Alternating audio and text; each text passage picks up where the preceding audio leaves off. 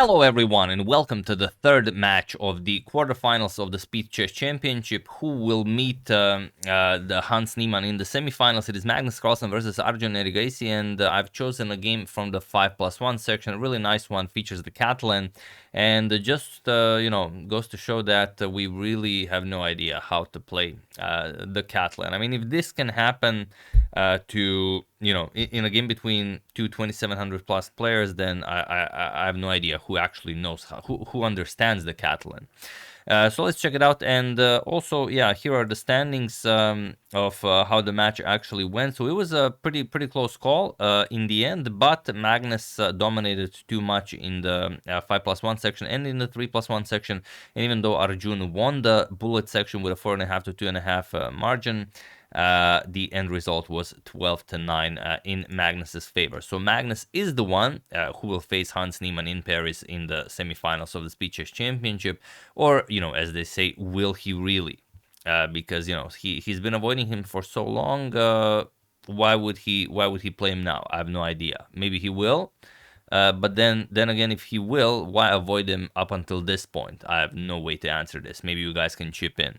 So let's check it out. Magnus with white opens with pawn to d4. We have knight to f6 by Arjun.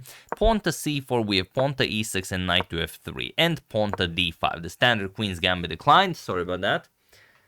And Magnus opts for the Catalan with pawn to g3. And we have a very exciting line of the Catalan. D captures on c4, bishop to g2 and a6, preparing to strike with pawn to b5, but first knight to e5, stopping that, as one usually does in the Catalan. Bishop to b4 with check, we have knight to c3 blocking, and now knight to d5, putting pressure on the c3 knight. Castles kingside and knight captures on c3. B captures, bishop captures on c3, and the rook to b1.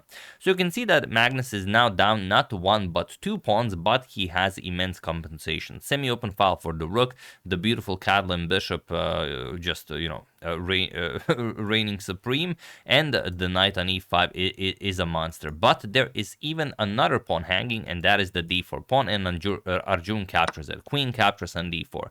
Now Magnus is down 3 pawns, and why would you do this unless this was something that's considered good?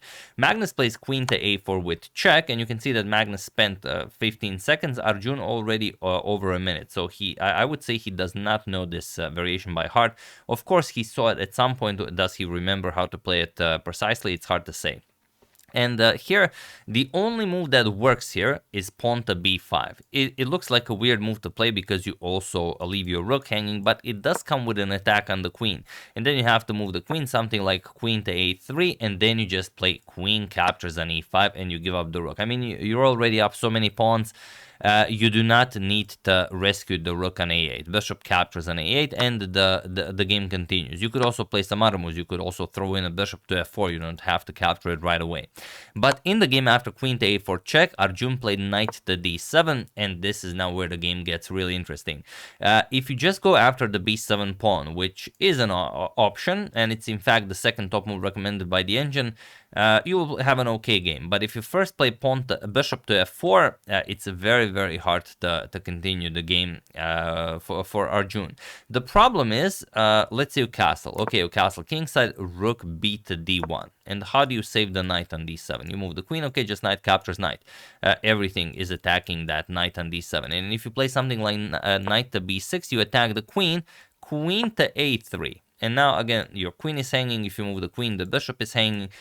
You can can just resign here. Best or would be to just give up the queen for the knight. Captures, and you try to play this, but it's still not going to be, possible against a player like Magnus. So here, queen to c5 right away, and now Magnus plays bishop captures on b7. And now, okay, many moves are possible, but Arjun played bishop captures on e5, which is the top move recommended by the engine, but still Magnus has the upper hand here, only if he finds the correct idea. So feel free to pause the video and win the game for Magnus while I give you a couple of seconds.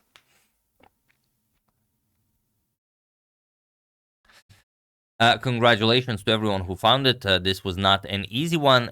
Bishop to e3 is the only move that wins. And in this particular case, when I say find the winning move for Magnus, I don't mean that, you guys would win this position, or I, or even a grandmaster. It just means that it objectively gives you a winning position. This is still incredibly complicated, and you will see what kind of a game this turns out to be. Okay, queen back to e7. You have to move the queen, or, you give up the queen, but queen to e7 was played, bishop captures on a8, and now pawn to c3. Okay, Arjun does have a pass pawn on c3, so that's something. We have bishop to d4. Magnus attacks the defender of the pawn, and next he's going to go after the pawn. Pawn to c2 attacks the rook, rook to b1, and now castles kingside. There's no way to further defend the pawn, so bishop captures on e5, knight captures, and just queen captures on c2. We have pawn to a5, and now bishop to a4. Otherwise, you might run into some bishop to a6 action, so bishop back to e4, putting pressure on the h7 pawn, and now bishop to a6. The time to worry about pawns has a long past, and now how can Magnus continue here? Well, bishop captures on h7. It's a free pawn, so why not capture it? King to h8, and now bishop back to e4 and pawn to f5. Arjun now has to go, all or nothing. Bishop back to g2 and pawn to f4. He goes after Magnus's king. Queen to e4, and now queen to g5. Okay, we have rook captures on c7. Magnus says, well, you do your thing, I'm gonna do mine. Pawn to f3. Very tricky move by Arjun. Bishop captures on f3, and now bishop to d3, sacrificing a bishop. But Magnus just moves the queen, queen to b7.